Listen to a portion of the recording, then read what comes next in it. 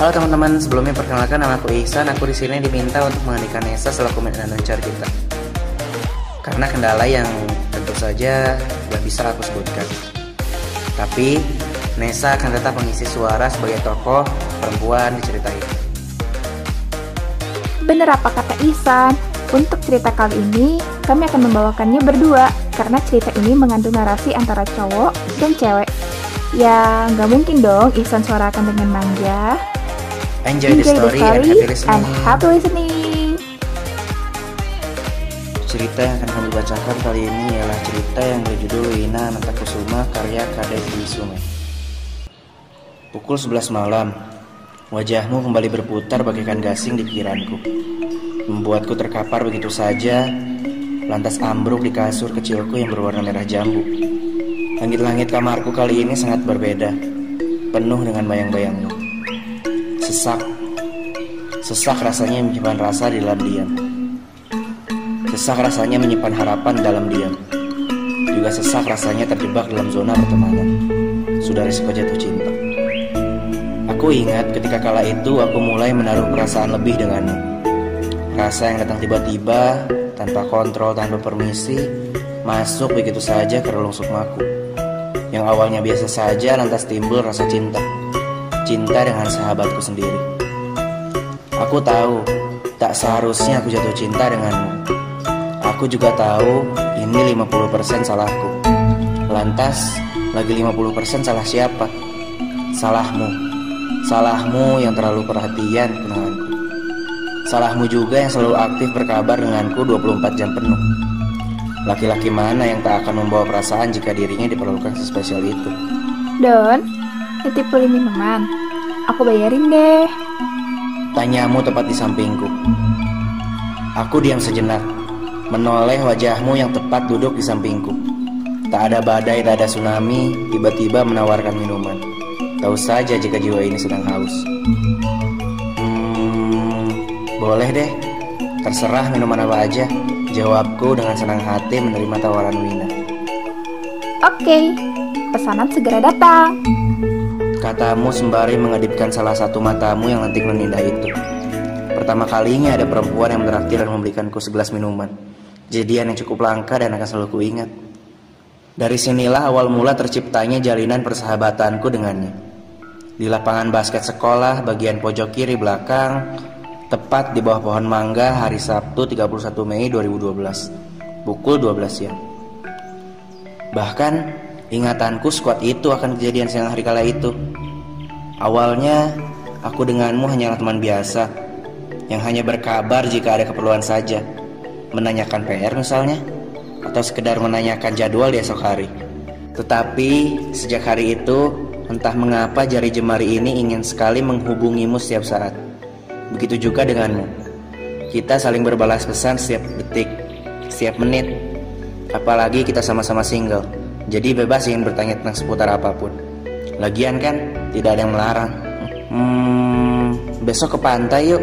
Aku memberanikan diri untuk mengetik kalimat ini. Setelah sekian lama aku ingin menyampaikannya. Sejak 3 bulan yang lalu, ketika aku pertama kali saling berbalas pesan denganmu. Ngapain ke pantai? Tanyamu. Melihat senja, balasku cepat. Kamu suka senja? Tanyamu. Suka. Kenapa? Aku diam sejenak. Pikiranku berputar mencari alasan mengapa aku suka senja. Sampai-sampai aku harus mencarinya di kolom pencarian Google. Bukannya senja hanya indah sesaat ya? Tanyamu lagi ketika aku sedang mencari keistimewaan senja. Senja memang indah sesaat. Namun dibalik semua itu, senja memiliki makna apapun yang terjadi hari ini pasti akan berakhir indah. Aku mengutipnya dari salah satu web di Google. Mudah-mudahan saja Wina tidak tahu jika aku mengutipnya dari Google. Oke, aku mau. Jawabmu. Aku hanya membalas singkat, oke. Padahal yang terjadi sebenarnya, di kasur berwarna merah jambuku aku melompat-lompat kegirangan. Hati ini sangat senang bisa pergi berdua bersamamu. Setelah 3 bulan aku hanya bisa saling berbalas pesan, video call serta teleponan via WhatsApp. Akhirnya besok aku bisa kencan bersamamu di salah satu pantai terindah di Bali. Bukan kencan, tapi hanya menikmati senja saja bersamamu. Di hari Minggu pukul 3 sore, aku menjemputmu ke kediamanmu di daerah Badung, cukup dekat dengan kediamanku. Aum Swastiastu, salam dariku. Tak perlu menunggu waktu lama, Wina membalas salamku dengan hangat ketika aku baru saja menginjakkan kakiku di tangga menuju teras rumahmu. Yap, nama lengkapnya Wina Ananta Kusuma, nama yang sangat elok bagiku. Wajah ini seketika tersenyum mendengar suaramu yang syahdu dari dalam rumah. Entah apa yang terjadi denganku akhir-akhir ini, mengapa aku sering memikirkan Wina dikala sedang menjalani hari-hariku. Namamu selalu mengisi hati dan pikiranku, rumit jika dijelaskan. Aku menunggu cukup lama di teras rumahmu, hampir 10 menit. Sesekali aku melirik jam tangan yang melingkar manis dengan kiriku. Lalu aku melihat ada sebuah buku berwarna merah tergeletak di salah satu meja yang diapit 2 buah sofa berwarna hijau. Aku yang penasaran akan buku itu, sontak mengambilnya dan membacanya sekilas. Judulnya Catatan Juang, mahakarya dari penulis Fiersa Bestari. Ya Dan, katamu yang mengagetkanku di saat aku sedang asyik membaca buku tersebut. Aduh Wina, kamu ngagetin aja deh, jawabku sembari membalikan badan. Mata ini seketika memelototimu. Kamu terlihat sangat berbeda hari ini. Wajahmu yang syahdu membuat diri ini hanya bisa menatapmu sembari menelan ludah. Ditambah lagi eloknya rambutmu yang berwarna hitam legam, tergerai sampai di punggungmu. Sungguh anggun dirimu di mataku. Kala itu, cuaca juga sangat mendukung, cerah berawan. Aku bersamamu beranjak dari kediamanmu menuju pantai sekitar pukul 4 sore. Kita berdua bercanda ria di atas motor tuaku yang sedang melaju lambat, menyusuri lalu lintas yang cukup padat menuju pantai kala itu. Lalu lalang kendaraan roda 2 dan roda 4 sangat ramai. Hal itu membuat perjalanan kita sedikit tersendat. Wajar saja, jam segini merupakan waktunya bagi orang-orang untuk pulang kerja, berangkat kerja, atau bisa jadi sama seperti Kodan Wina yang ingin menikmati senja di pantai. Putihnya pasir pantai beserta bebatuan karang tetap kokoh walau digempur oleh ombak menyambut kedatanganku bersama Wina di sana. Kala itu, pantai sangat ramai dikunjungi oleh wisatawan domestik dan mancanegara.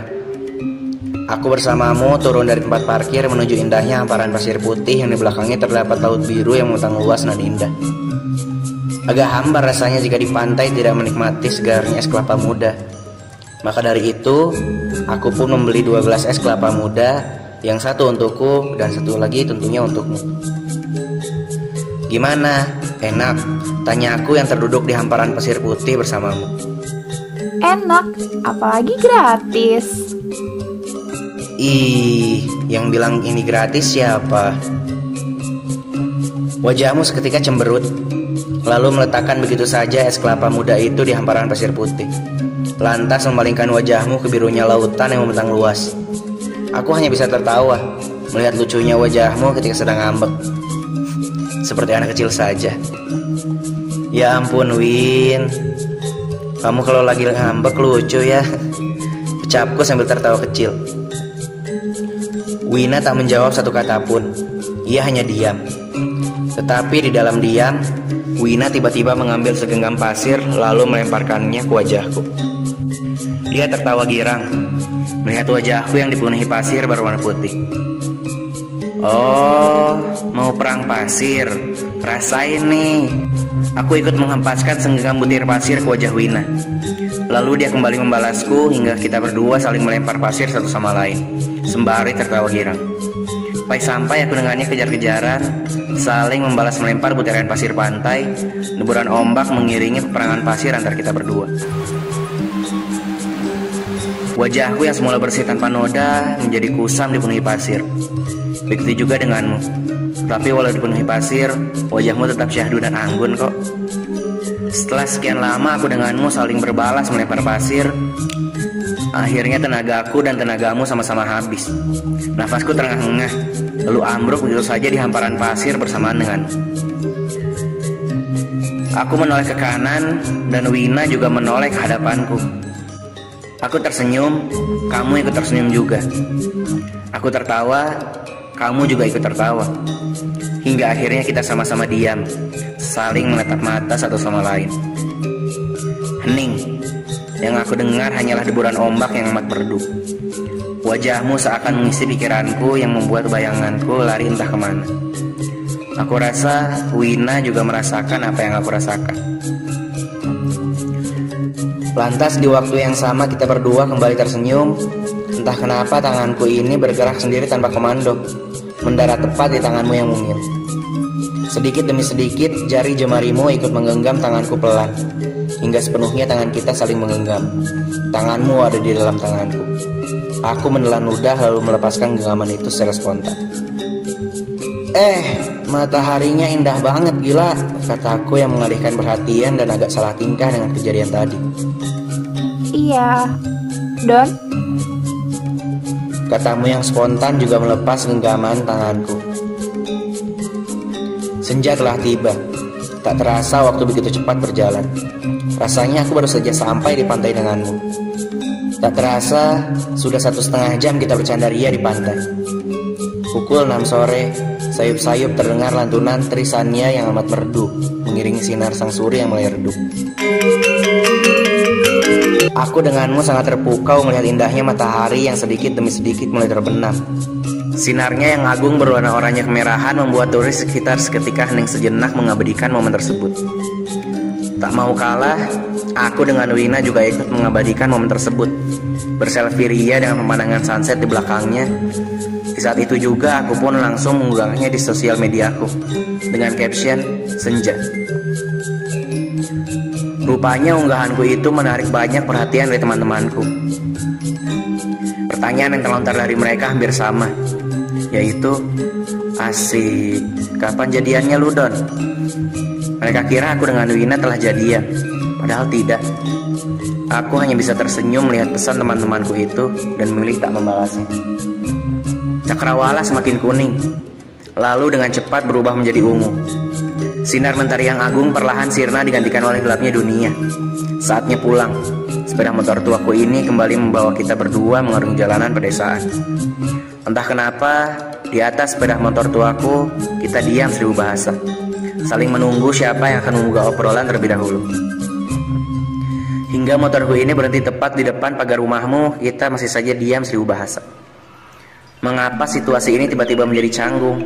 Padahal ketika di pantai tadi, aku bercanda riang bersamamu hingga hari gelap sepenuhnya. Wina lantas turun dari motor tuaku, melepaskan helmnya lalu memberikannya kepadaku. Wina masih saja tak mau memecahkan kehentingan di antara kita. Aku pun pamit dengannya dan tak lupa mengucapkan terima kasih untuk hari ini. Aku memutar balik sepeda motor tuaku sembari melambaikan tangan. Wina hanya membalasnya dengan senyuman secerah langit Badung lalu masuk ke dalam rumah. Aku melihatnya dari kaca spion motor tuaku. Setelah hari itu, aku hampir 2 minggu tidak bisa tidur dengan nyenyak. Setiap kali ingin tidur, namamu dan wajahmu tiba-tiba saja datang mengisi pikiranku. Jantung ini juga tiba-tiba berdebar kencang ketika wajahmu mulai merasuki pikiranku. Terkapar sudah aku semalaman. Hingga suatu hari, aku tersadar jika fenomena yang terjadi pada diriku akhir-akhir ini bukanlah fenomena biasa, melainkan fenomena anak muda yang jatuh hati pada sahabatnya sendiri. Aku rasa aku aneh, baru kenal dekat 3 bulan, tapi hati ini sudah menemukan penghuninya. Awalnya aku sempat gagal move on dengan mantanku, tapi setelah kehadiranmu, kini aku 100% berhasil move on. Lambat laun, hubunganku dengan Wina semakin dekat. Tetapi perlu digarisbawahi hanyalah sebatas sahabat, tak lebih. Genap sudah 8 bulan aku memendam rasa ini denganmu. Rasa cinta yang hanya akan aku rasakan sendirian. Jatuh cinta sendirian. Terkadang aku juga menerka-nerka jika Wina sebenarnya juga jatuh cinta denganku. Tapi dia malu menyatakannya. Namun itu hanyalah sebatas menerka-nerka. Tapi kenyataannya, cintaku kandas bulan Februari. Pulang sekolah, Wina mengajakku pergi ke kedai kopi dekat sekolah. Kopi Kota namanya, kedai paling hits dan instagramable di daerahku. Untungnya Wina mengajakku ke kedai tersebut. Harga makanannya sesuai dengan kondisi kantongku yang tipis. Ini pertama kalinya Wina mengajakku pergi ke kedai kopi. Sebelumnya, Aku saja yang mengajaknya pergi ke kedai. Itu pun kadang ditolak.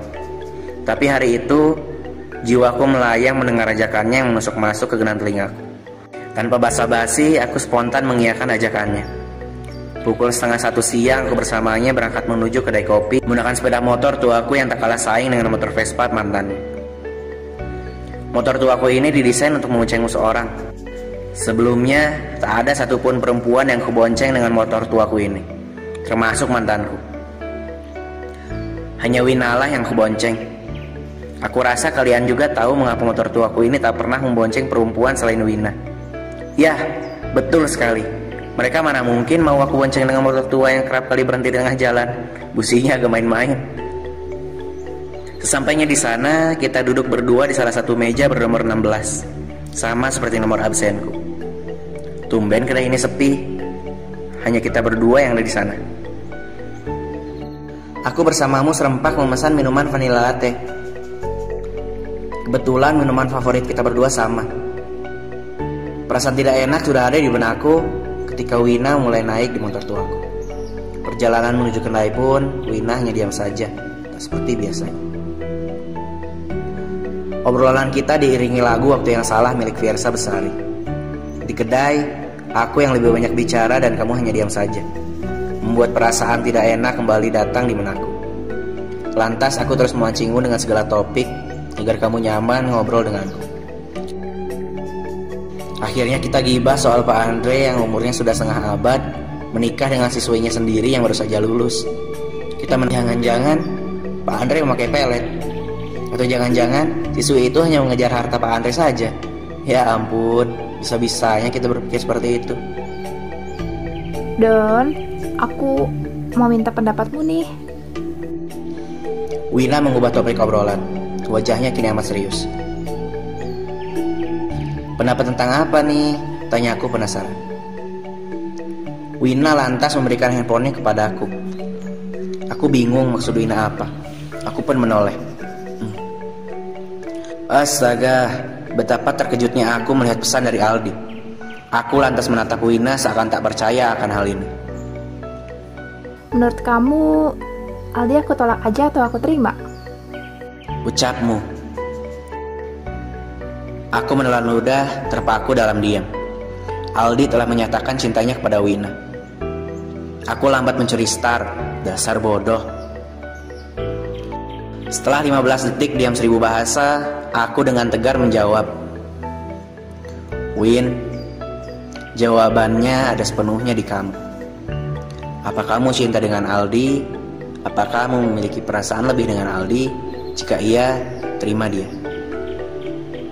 Di sini aku berdoa agar Wina menolak cinta Aldi. Aku tak rela jika Wina berpacaran dengan Aldi. Dan Wina pun menjawab, iya.